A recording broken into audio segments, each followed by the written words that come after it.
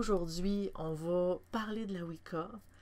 La Wicca, c'est une pratique que je crois que tout le monde a entendu parler, que tout le monde a au moins entendu le nom en quelque part. On sait tous que c'est une pratique qui est liée vers la nature, mais je crois il y a beaucoup de personnes qui ne savent pas précisément c'est quoi la Wicca. C'est ce qu'on va parler aujourd'hui. Euh, pour ma part, j'ai déjà pratiqué la Wicca dans mes premières années. C'est une pratique que je n'ai pas vraiment abordée en profondeur pendant mes débuts, tout simplement parce que ça a été quand même assez rapide que j'ai découvert que c'est une pratique qui ne me convenait pas, que, qui, qui, qui ne m'était pas destinée, en fait. Tu sais, comme, oui, c'est quand même une belle pratique qui est liée vers l'écologie, vers la nature, tu sais, tu sais, il faut quand même bien se comporter aussi, on va le voir au travers de, tu sais, ma présentation. Il faut quand même bien se présenter, il faut, tu sais, comme vivre bien et, tu sais, partager un peu le bonheur et tout au travers du monde qui nous entoure.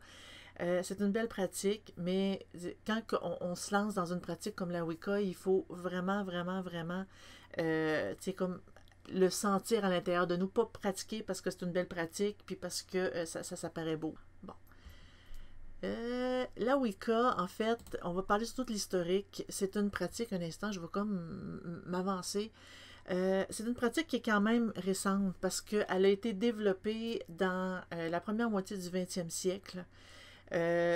C'est en Angleterre, en fait, il y a une pratique qui a été développée, surtout liée plus au chamanisme. On va le voir.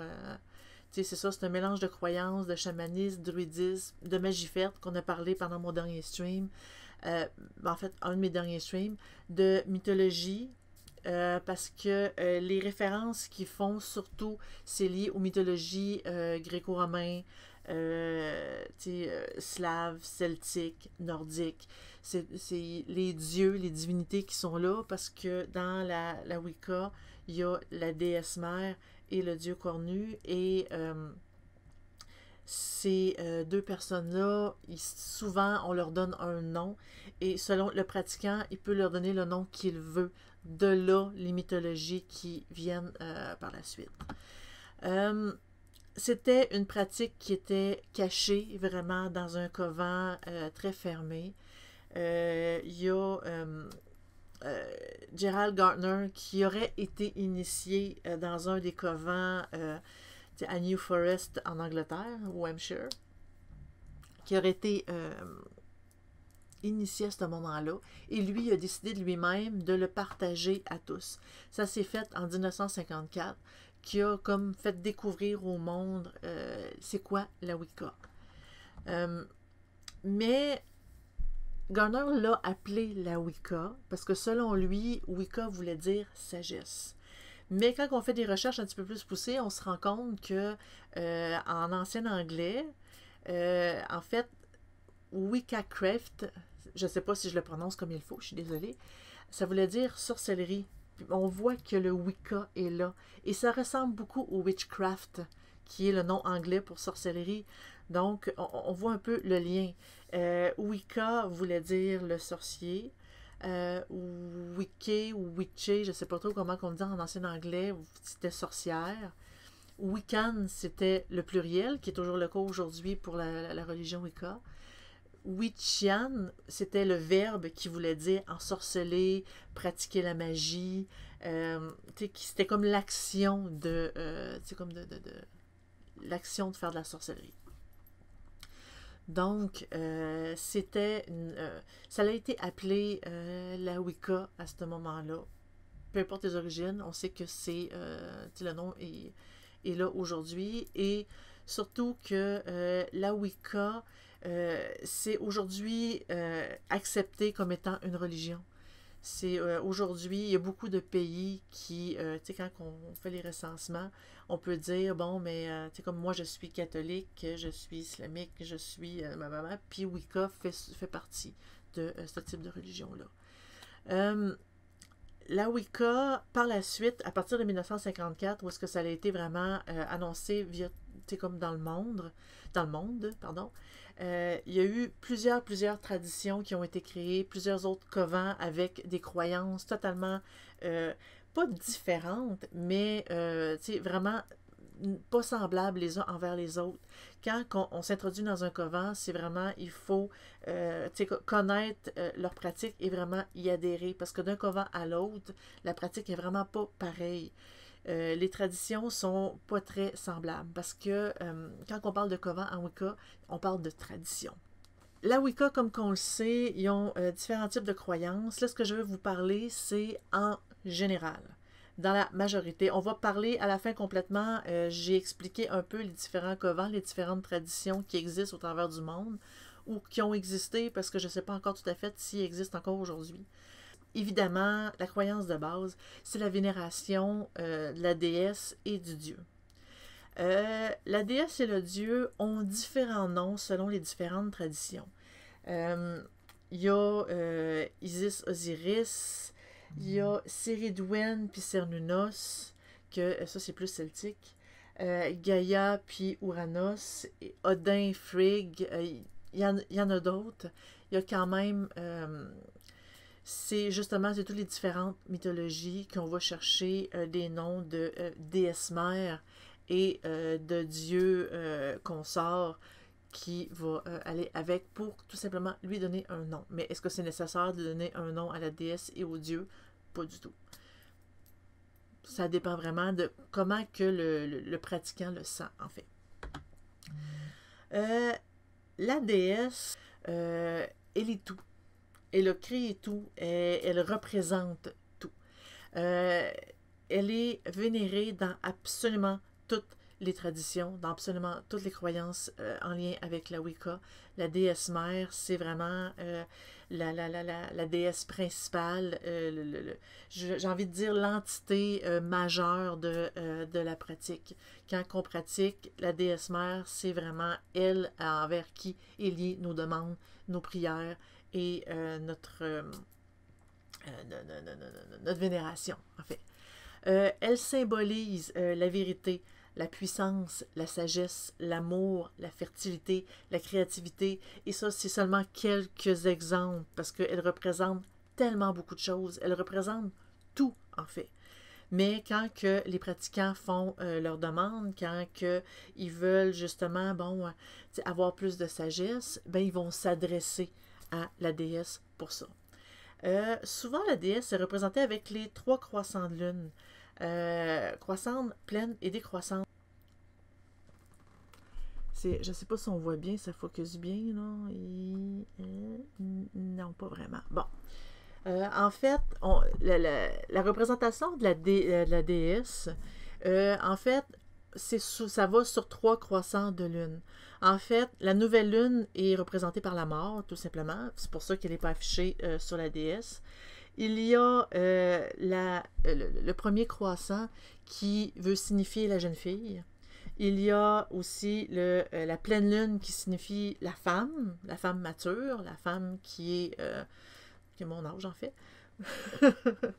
Et la lune décroissante signifie la vieille femme. Et ça finit par la nouvelle lune qu'elle meurt et ça revient jeune femme, et etc. Donc, ça, c'est une belle représentation parce qu'on voit vraiment les 3 visages de la jeune fille, de la femme et de la vieille femme avec les symboles et ça veut tout simplement parler de pratique. Donc, c'était ma petite parenthèse. Donc, c'est vraiment la symbolique de pourquoi souvent on la voit avec, comme sur la tête, le premier croissant, la pleine lune et le dernier croissant de lune. C'est vraiment pour symboliser tout le cycle de la vie, tous les cycles par lesquels on passe tous, en fait. Par la suite, le dieu, qu'on appelle aussi le dieu cornu, lui, il est un peu moins prié. Et ça, il y a une raison quand même assez précise pour laquelle que le dieu est moins prié. C'est tout simplement parce que c'est à cause du féminisme. Dans la montée du féminisme, comme de la deuxième moitié du 20e siècle, les femmes se sont comme rebellées sur l'image du Dieu vengeur, du Dieu qui considère que la femme, elle est impure, du Dieu qui considère que la femme ne peut pas prier, ne peut pas avoir des choses parce qu'elle est une femme puis elle sert juste à enfanter. Il y a eu une rébellion envers ça et évidemment, je pense que vous faites le lien que ce Dieu-là, c'est le Dieu catholique. Qui est majoritairement masculin parce que la femme, justement, est considérée comme impure, idiote et liée plus vers le mal. Donc, le Dieu cornu, dans quelques pratiques, il est littéralement poussé, tassé. Puis ces pratiquants-là se ciblent vraiment sur la déesse. On va le voir vers la fin. Mais le Dieu, dans la pratique traditionnelle de la Wicca, est aussi importante que la déesse. En fait, c'est comme un couple qui c'est ensemble que le monde est là, que le monde existe.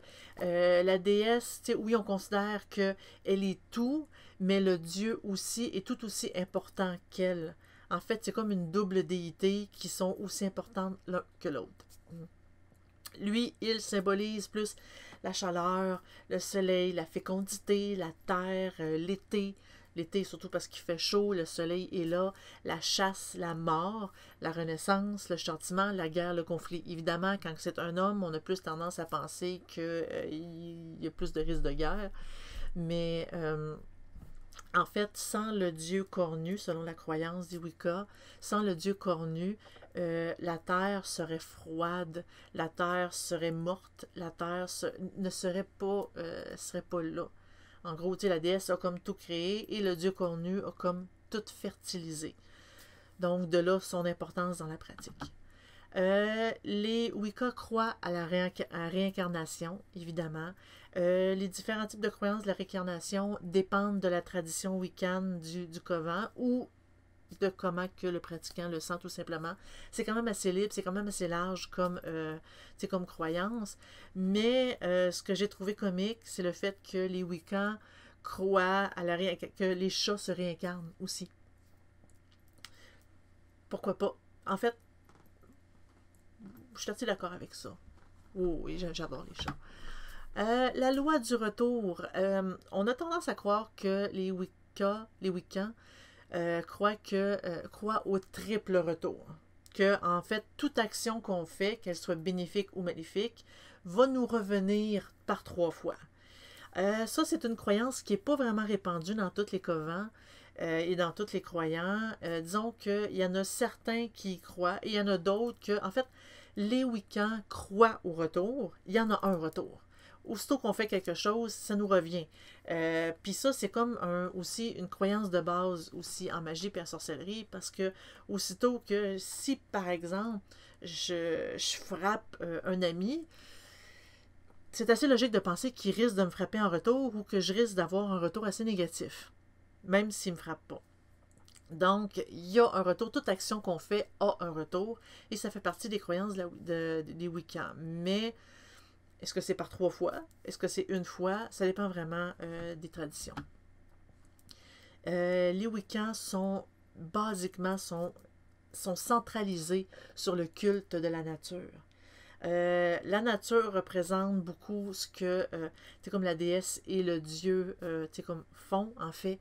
Ils naissent, ils poussent, ils germent, ils décrépit et ils meurent. C'est comme le cycle naturel de la nature.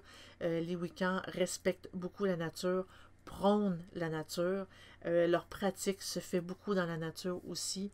Et c'est comme si ils prennent, on va en parler tantôt, mais c'est comme s'ils prennent leur information de la nature.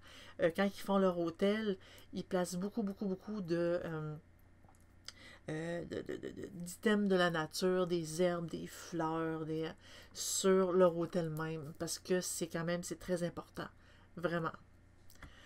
Par la suite, on va parler des principes de la Wicca, parce qu'il y a quand même, quand je parle de principes, je parle plus de lois, de règles, de façon de faire. Évidemment, il faut avoir un amour inconditionnel envers la déesse et le dieu. C'est comme un principe de base parce qu'ils sont vraiment le centre de la croyance de la Wicca. Écologie d'abord.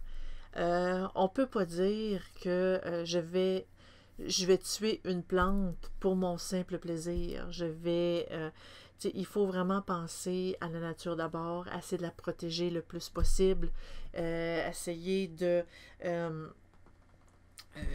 protéger la nature, essayer de faire en sorte qu'elle puisse prospérer et non pas être détruite. On va en parler plus tard, mais il y a certaines traditions qui ont fait des manifestations contre le gouvernement ou contre des compagnies qui voulaient détruire la nature, qui n'adoptaient pas les lois nécessaires pour protéger la nature. C'est ça, l'écologie d'abord, la nature avant tout. La Wicca, je dirais en général, parce qu'il peut arriver des covents qui sont un petit peu moins tolérants, mais les principes de base de la pratique, c'est la tolérance. La tolérance envers les autres religions, même s'ils sont totalement à l'opposé de leur pratique. La tolérance envers la race, qu'on soit noir, soit blanc, qu'on soit bleu, qu'on soit jaune, qu'on soit rouge. Peu importe, il faut quand même avoir une tolérance envers les schtroumpfs. Et, petite joke en passant, la tolérance aussi envers le sexe, que ça soit masculin et féminin, que ça soit l'orientation sexuelle. Les Wiccans sont très, très, très ouverts. Ils prônent beaucoup la tolérance, c'est-à-dire qu'on ne fait pas de mal, on ne parle pas en mal de certains groupes, on ne fait pas de discrimination, en fait. Justement, malheureusement, c'est comme un principe de base, mais il y a certains covents qui ne le suivent pas ou le suivent partiellement. Mais en général, ça devrait être ça. L'assiduité occulte,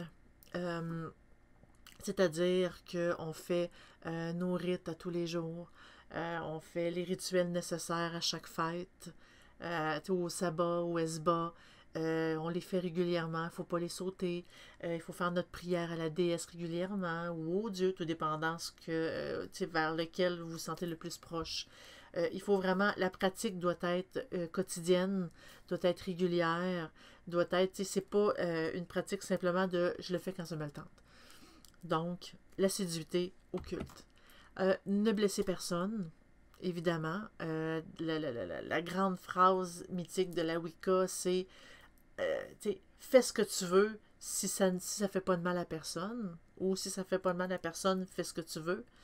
Donc, c'est vraiment le principe de base comme de la Wicca qui est très, très, très, très, très important. Le suivant aussi est assez important. Aucune effusion de sang dans le cercle. C'est-à-dire, là, on parle tout simplement de sacrifice. Autant, c'est sûr que les sacrifices humains, ça se fait plus vraiment, mais les sacrifices d'animaux, le fait de se couper pour verser le sang, dans le cercle magique qu'on fait pendant le rituel, il ne doit avoir aucune goutte de sang. La déesse et le dieu ne le tolèrent pas. Voilà. Aucune pratique pour de l'argent. Bref, on ne peut pas vendre des travaux magiques aux autres. On ne peut pas dire, regarde, je vais te faire une séance de divination et tu me devras 50$ par exemple. Ou je vais te faire un travail magique pour te protéger et je te charge tel argent. C'est comme si on devenait... on ne vénérait plus le dieu et la déesse, on vénère l'argent. Et ça, c'est une pratique qui n'est pas tolérée dans la Wicca. Un comportement exemplaire, c'est-à-dire, comme bien se comporter, être poli, être tolérant envers les autres, ne pas être agressif, être gentil. Un comportement exemplaire, c'est vraiment le fait que les autres ne peuvent pas avoir, ils peuvent avoir rien contre vous, en fait, parce que vous êtes vraiment gentil, vous êtes ouvert, vous êtes tolérant, vous êtes, comme de bonne humeur, et etc. Le respect de la loi. Et là, quand je parle du respect de la loi, c'est le respect des lois Wiccan. Évidemment, logiquement, il faut respecter aussi la loi du pays où est-ce que vous êtes, mais dans ce cas-là, c'est vraiment les respects des lois Wicca, qui est ce que je suis en train de les énumérer. C'est très important. L'assiduité occulte, je l'ai déjà dit. C'est un petit bug. En fait, je pense que ce que je voulais mettre là, c'est le secret. Mais je vais le dire plus tard.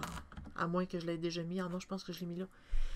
Les prendre des enseignements de la nature. Bref, c'est quand on va en nature, d'écouter la nature, d'écouter les arbres, les ruisseaux, les bruits des animaux, d'écouter ce qui se passe autour de nous en nature, que la nature nous parle, la nature nous donne des enseignements, nous donne des conseils, nous donne des idées pour nos rites, pour notre pratique. Donc, vraiment d'aller piger les enseignements dans la nature directement. Le secret. Bref, le secret, c'est d'éviter de s'étaler. Ah, je pratique la Wicca, je suis bonne, je suis, etc. Le secret, c'est vraiment, et aussi, surtout, de ne pas dévoiler les noms des autres pratiquants. Parce que si vous êtes bien ouvert à vous annoncer, peut-être que les autres ne le sont pas. Il peut y avoir des conséquences liées au travail, liées aux amitiés, liées à tout plein de choses. Et certaines personnes ne sont pas prêtes à vivre avec ces conséquences-là. Donc, le secret, c'est surtout ça, d'être capable de garder le secret. Quand on fait partie d'un coven, le secret, c'est une partie majeure de la pratique dans un coven. Tout ce qui se passe dans le coven reste dans le coven. Comme on dit, hein, tout ce qui se passe à Vegas reste à Vegas. Là, c'est tout ce qui se passe dans le coven reste dans le coven. Il est totalement interdit de dévoiler les enseignements, de dévoiler le déroulement, de dévoiler les noms des personnes qui pratiquent. Donc, le secret est une partie très importante.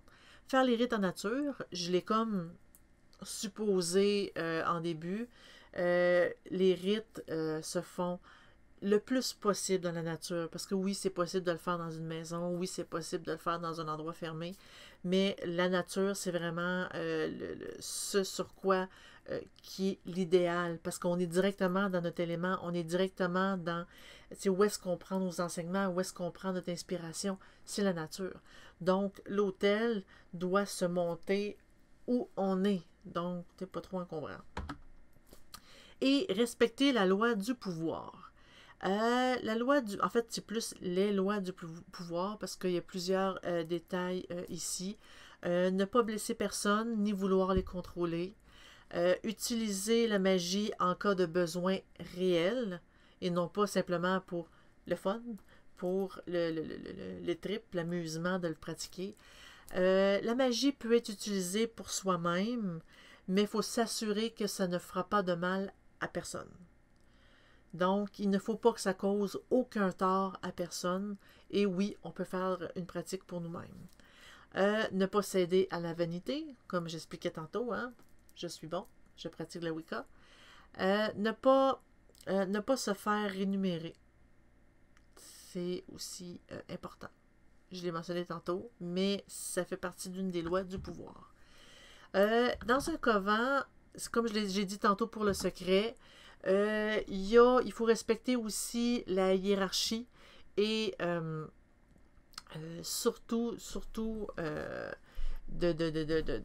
d'accomplir nos devoirs quand on a un niveau plus haut, quand on a un poste plus haut dans la hiérarchie du coven. C'est-à-dire, bon, il faut respecter les degrés d'initiation. Il y a personne qui peut avoir des passe-droits.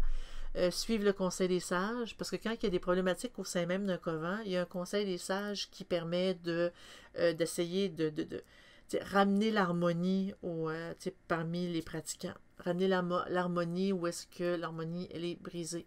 C'est le conseil des sages qui s'occupe de ça. Puis assumer ses fonctions aussi quand je sais pas, on est grande prêtresse ou on fait partie de la...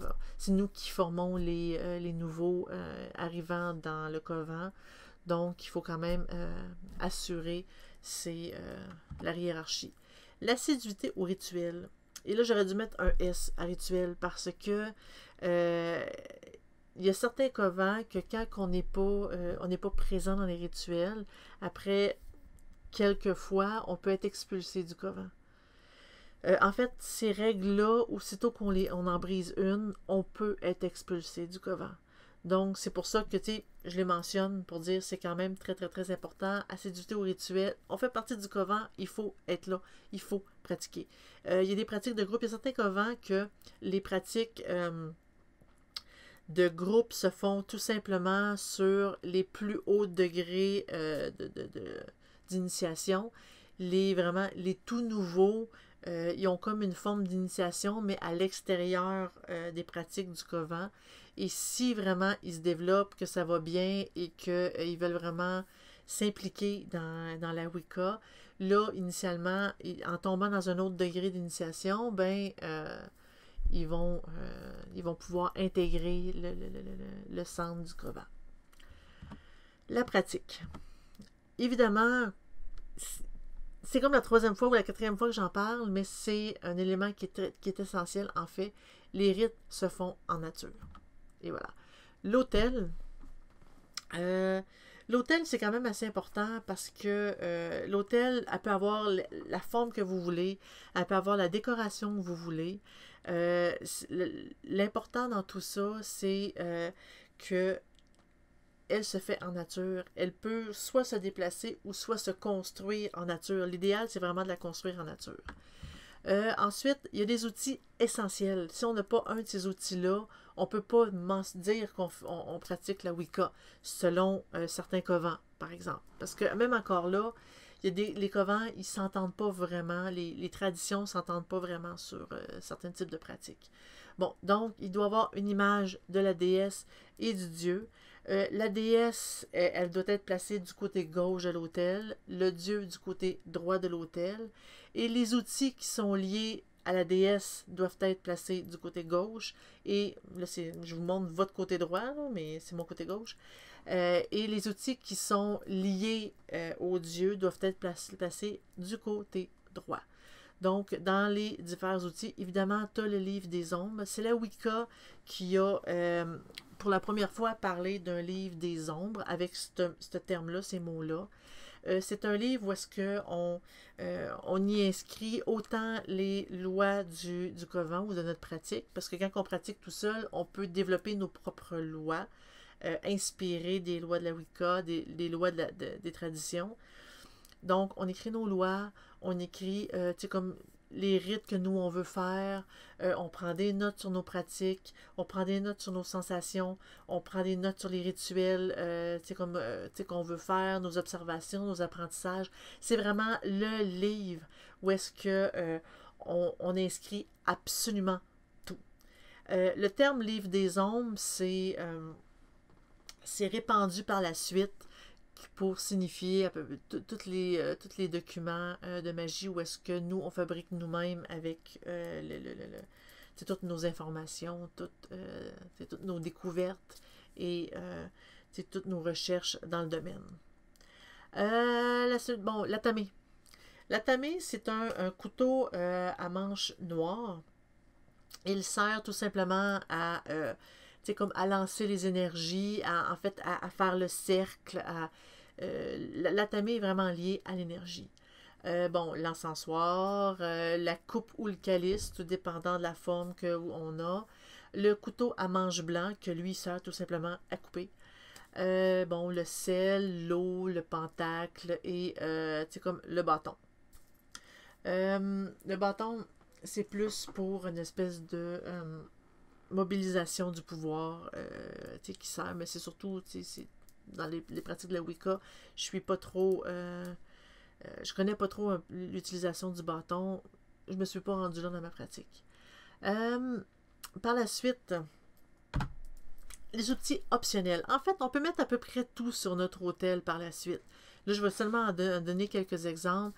Un chaudron, une cloche. Tu sais, des fois, on peut faire sonner la cloche au travers du rituel pour tout simplement marquer des temps importants, marquer des moments de puissance et tout. Le balai. Tout simplement, le balai dans la pratique de la sorcellerie sert tout simplement à balayer les énergies négatives. On peut prendre le balai avant le rite, balayer tout simplement l'endroit où est-ce qu'on va faire notre cercle magique. Après, en fait, on balaye les énergies négatives, on fait notre cercle magique et on peut pratiquer le rite ou le rituel en toute quiétude. Mais le balai n'est pas essentiel parce que on peut faire cette manipulation-là d'énergie sans avoir besoin du balai, mais symboliquement, il sert à quelque chose. Une nappe d'hôtel, par exemple, parce qu'il n'y a pas mention d'une obligation d'avoir une belle nappe ou d'avoir pas de nappe, ou on peut soit s'en fabriquer une, mais c'est tout à fait optionnel. Par la suite, justement, on tombe dans les raisons pour lesquelles on fait un rituel, les sabbats et les esbats. Les sabbats, il y en a plusieurs. C'est sûr que tout le monde, on connaît Samhain, qui est, en fait, on connaît aussi sous le nom de l'Halloween, mais Samhain, qui est la fête du 31 octobre, qui est le Nouvel An sorcier. C'est un jour où on commémore les morts, on célèbre les morts. C'est la journée où est-ce que le voile entre le monde des vivants et le monde des morts est le plus mince. Donc, c'est la journée idéale pour faire du Ouija. C'est la journée idéale pour essayer de contacter nos disparus, pour leur envoyer un message ou tout simplement essayer de leur parler, essayer de les contacter. C'est vraiment le moment idéal à cause de comme de cette mince voile-là qui relie nos mondes. Dans la Wicca, ça symbolise aussi la mort du dieu. Pendant ce sabbat-là, on le fête tout simplement aussi pour essayer de se détacher des choses passées, détacher comme de nos poids, d'essayer de faire du renouveau. C'est vraiment la mort qui est à la fête. Par la suite, il y a Yule, qui est le 21 décembre, le solstice d'hiver, parce que oui, les Wiccans fêtent beaucoup tout ce qui est les solstices et les équinoxes. Il signifie la naissance du dieu. Et là, moi aussi, j'aime bien faire des liens. Et là, c'est drôle qu'on voit que le 21 décembre, c'est pas mal proche du 24. Donc, il y a toujours une naissance autour de ce coin-là, que ce soit Jésus ou que ce soit du Dieu cornu. Le Dieu cornu, c'est le 21 décembre ou le solstice d'hiver, qui est la journée la plus courte de l'année, tout dépendant dans quel hémisphère qu'on est. C'est vraiment cette journée-là signifie la renaissance, le renouveau, l'espoir, que les jours, en fait, à partir de cette journée-là, les journées rallongent.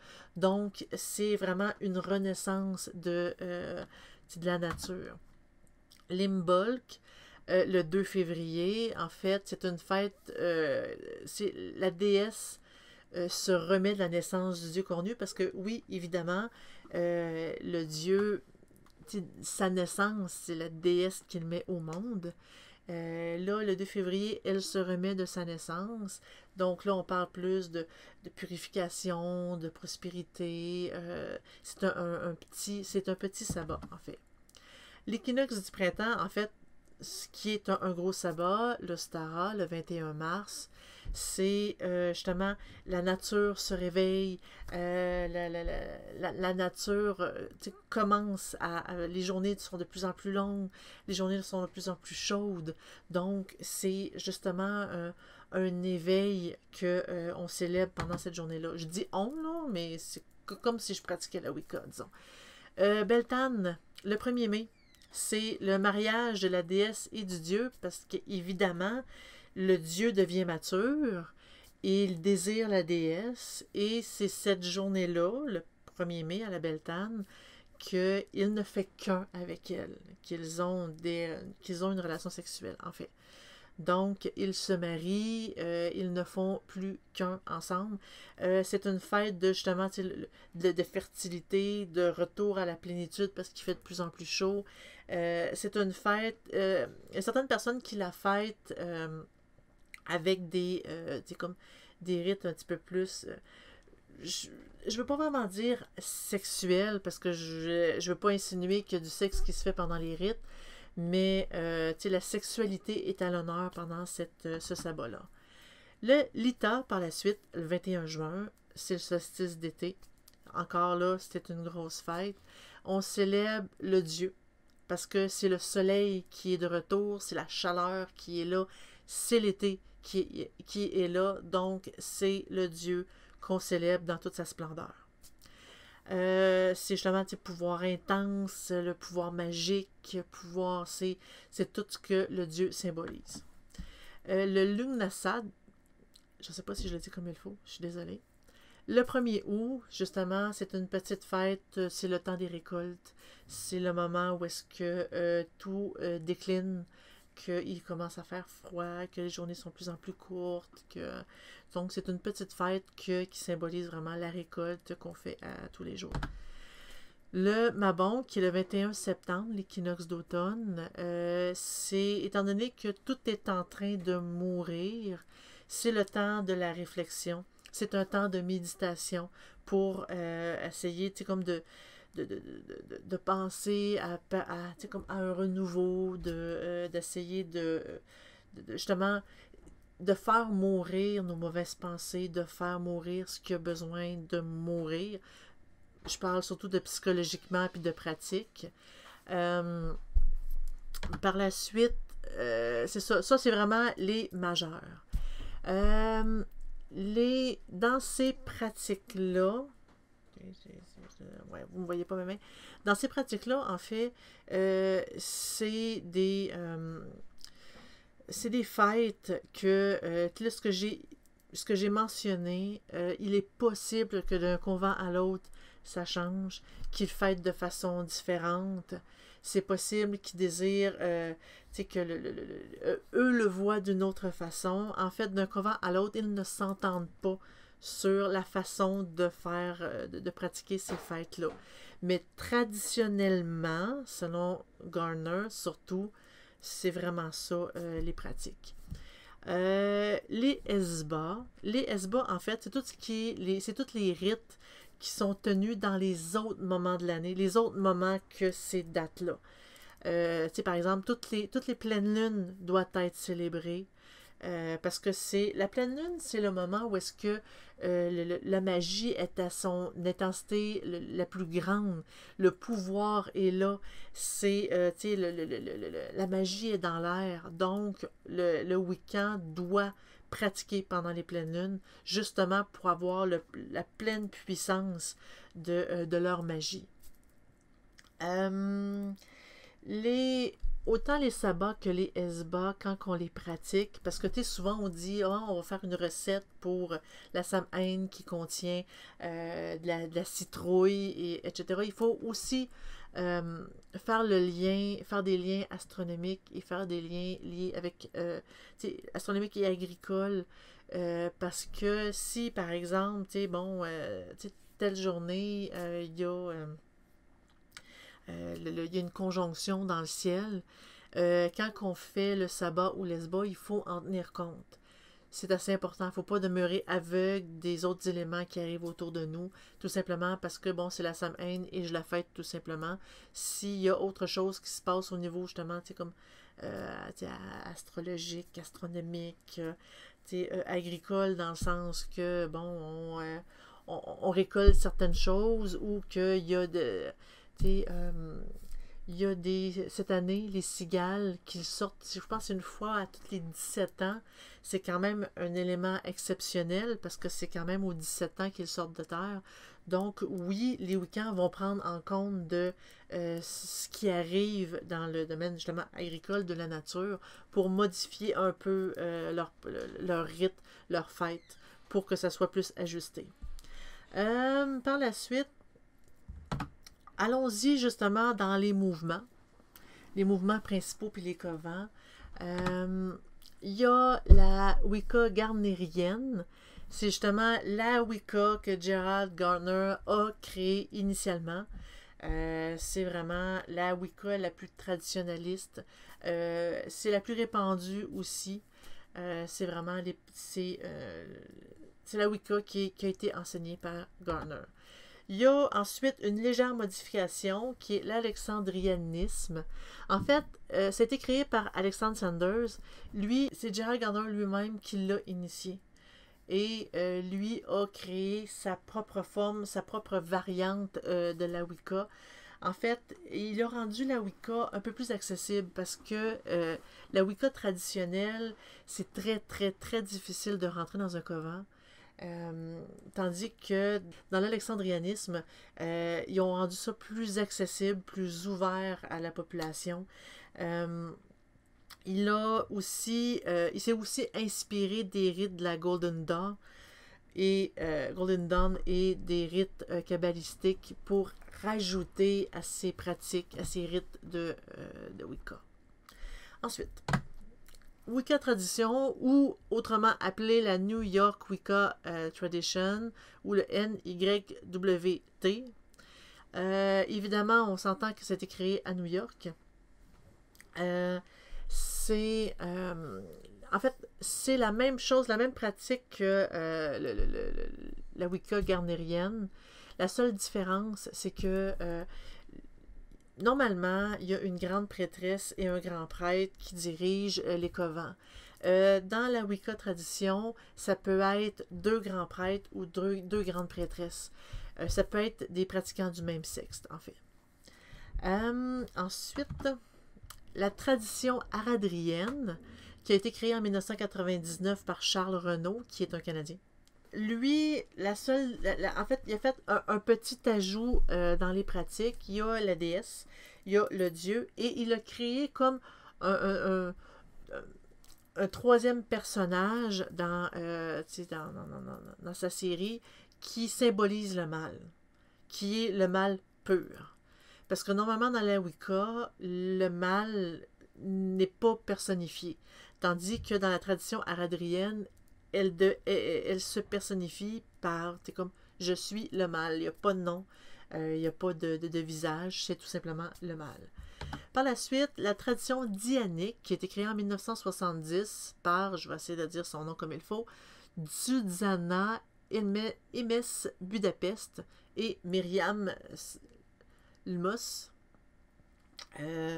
Eux, en fait, ils l'ont créé aux États-Unis, même s'ils ne sont pas d'origine états-unienne. Ils sont hongrois, si ma mémoire elle est bonne. Eux, leur différence, c'est que ils ont vraiment centralisé la pratique aux côtés de la déesse. Ils ont littéralement poussé le dieu cornu. C'est une tradition, c'est très, très, très, très féministe. Il y a vraiment, la grande majorité, c'est des femmes. Je dis pas que les hommes sont interdits, mais majoritairement, c'est des femmes. C'est ce type de tradition-là qui ont fait beaucoup de protestations, comme dans ces années-là, pour justement comme revenir à la nature, cesser les constructions, protéger la nature. Aux États-Unis, il y a eu beaucoup de manifestations et la tradition dianique a vraiment beaucoup contribué à manifester pour promouvoir l'écologie.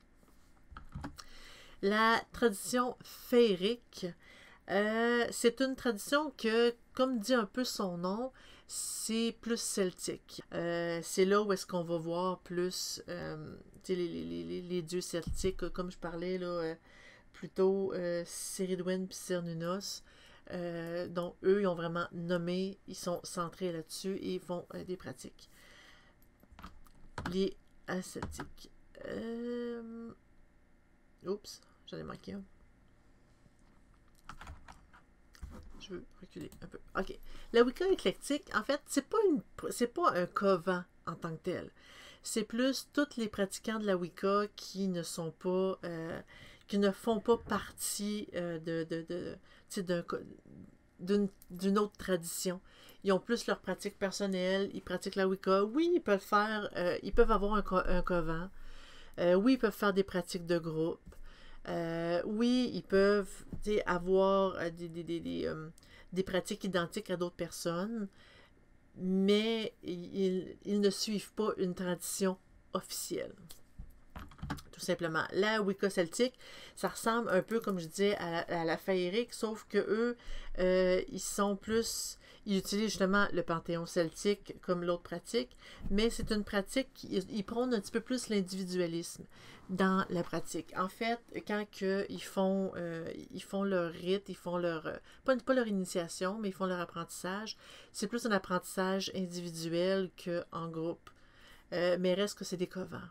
En fait, c'est un couvent qui prône une tradition qui prône le fait que chacun suit son chemin. Ils ne font que guider les personnes en cas de besoin.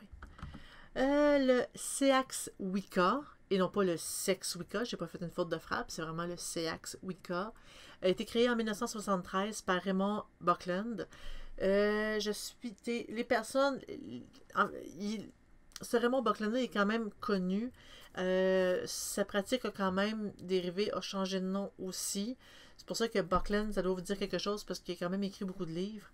Lui, il est plus axé vers le néopaganisme, vers, comme justement, l'ancienne religion et tout. C'est plus une pratique dérivée, c'est plus tiré justement du néopaganisme anglo-saxon. Dès là, c'est axe, probablement le nom. La déesse s'appelle Freya. Et Woden, c'est le nom du dieu cornu. Donc, ils se sentent vraiment sur le côté anglo-saxon, pas des traditions, mais des mythologies. Je vais pas mal terminer avec la tradition Hara. Je vais parler d'un autre par la suite, mais ça vraiment, il y a, We Dead Breeze, il y a tellement de traditions, et encore là, je ne fais qu'énumérer les majeures, parce qu'il y en a. La tradition Hara, qui a été créée en 1983 par Phyllis Curott, c'est une tradition qui est plus liée au chamanisme. Cette tradition-là ne croit pas au triple retour. Eux, ils croient que oui, il y a un retour, mais pas par 3 fois. C'est une croyance qui existe plus pour faire peur aux pratiquants, pour éviter qu'ils fassent du mal et qu'ils réfléchissent un peu à leur intention avant de porter acte. Justement, qui axe plus vers la peur. Et cette tradition-là n'aime pas justement ce principe-là. Donc, ils ne croient pas au principe du triple retour, mais oui, il y a toujours un retour. La magie qui est envoyée nous revient nécessairement. Suivez-nous sur Twitch, s'il vous plaît. Ici, ou si vous nous écoutez sur YouTube, allez sur Twitch, venez nous suivre. YouTube, même chose. Venez nous suivre sur YouTube, vous ne manquerez aucune vidéo. Nous avons un podcast régulier sur sorcellerie.net qui se trouve autant sur Spotify, Google Podcast, je suis à peu près certaine que vous allez nous trouver si vous cherchez sorcellerie.net ou sorcellerie.net. On fait partie des premiers qui s'affichent. On sort un podcast par semaine sur les différents sujets. Venez nous écouter et venez nous donner vos commentaires aussi, parce que sur sorcellerie.net, sur le site même, il y a un forum de vidéos et podcasts. Vous pouvez venir, nous, à chaque fois qu'on fait une vidéo ou un podcast, on le met sur ce forum-là et vous pouvez donner vos commentaires, vous pouvez donner votre avis, tout simplement dire si vous avez aimé ou pas aimé. Nous, on prend vraiment tous les commentaires et si vous avez des suggestions, nous sommes ouvertes autant sur les sujets que sur notre façon de faire. Justement, je voudrais remercier à mes contributeurs Patreon. Il y a Aran54 et Axel. Merci beaucoup d'être nos grands contributeurs. C'est très apprécié. Vous nous aidez vraiment beaucoup. Ensuite, je voudrais remercier Olfatera qui fabrique des magnifiques bijoux et que on m'en a offert. En fait, c'est une grande amie à moi que je trouve tellement ces bijoux magnifiques. Elle m'en confectionne de façon custom, si on peut dire. Je lui fais des demandes, puis elle a une créativité sans borne. Si vous pouvez voir ces bijoux sur son site internet, ils sont tous magnifiques. Et c'est celui que je porte ici, qui est vraiment, il est très beau. J'avais demandé d'en faire un style, un peu nature, Wicca, et elle m'est arrivée avec une création totalement extraordinaire. Je la remercie beaucoup. Je voudrais remercier aussi Greg Hotbread, qui a composé la musique, parce que oui, la musique de sorcellerie.net, elle est originale et elle a été composée pour sorcellerie.net. Donc, merci beaucoup, Greg Hotbread, pour la musique que tu as composée. Merci beaucoup de nous avoir écoutés. Faites tout simplement un like sur nos vidéos et sur notre page. C'est vraiment apprécié. J'espère tous vous revoir, soit sur Discord ou sur sorcellerie.net. Merci beaucoup d'avoir été là. Je vous embrasse. Au revoir.